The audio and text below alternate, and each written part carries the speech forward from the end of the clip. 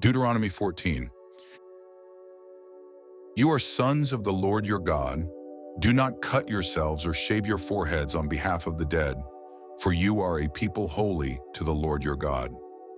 The Lord has chosen you to be a people for his prized possession out of all the peoples on the face of the earth. You must not eat any detestable thing. These are the animals that you may eat: the ox, the sheep, the goat, the deer, the gazelle, the roe deer, the wild goat, the ibex, the antelope, and the mountain sheep. You may eat any animal that has a split hoof divided in two, and that chews the cud.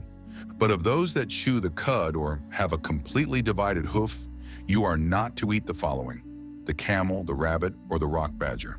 Although they chew the cud, they do not have a divided hoof. They are unclean for you, as well as the pig. Though it has a divided hoof, it does not chew the cud. It is unclean for you. You must not eat its meat or touch its carcass. Of all the creatures that live in the water, you may eat anything with fins and scales, but you may not eat anything that does not have fins and scales. It is unclean for you. You may eat any clean bird, but these you may not eat: the eagle, the bearded vulture, the black vulture, the red kite, the falcon, any kind of kite, any kind of raven, the ostrich, the screech owl, the gull, any kind of hawk, the little owl, the great owl, the white owl, the desert owl, the osprey, the cormorant, the stork, any kind of heron, the hoopoe, or the bat. All flying insects are unclean for you. They may not be eaten, but you may eat any clean bird. You are not to eat any carcass.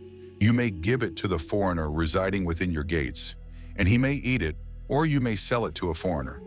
For you are a holy people belonging to the Lord your God. You must not cook a young goat in its mother's milk.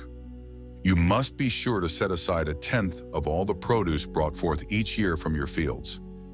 And you are to eat 1/10 of your grain, new wine and oil, and the firstborn of your herds and flocks, in the presence of the Lord your God at the place he will choose as a dwelling for his name, so that you may learn to fear the Lord your God always.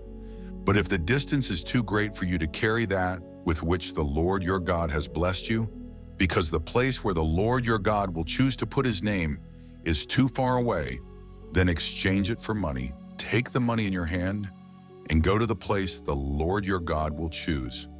Then you may spend the money on anything you desire: cattle, sheep, wine, strong drink, or anything you wish.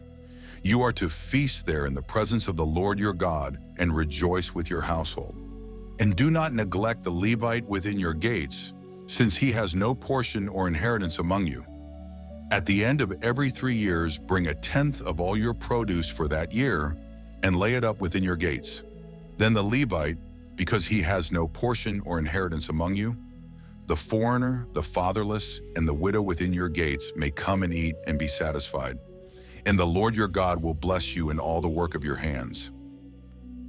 That concludes today's reading. Thank you for being part of this holy journey. In these days when Christianity is tested and truth is dimmed by the noise of the world, your presence here matters more than ever. May these words strengthen your spirit, guide your steps, and remind you that you are never alone. Until next time, may the Lord bless you and keep you. Go in his peace.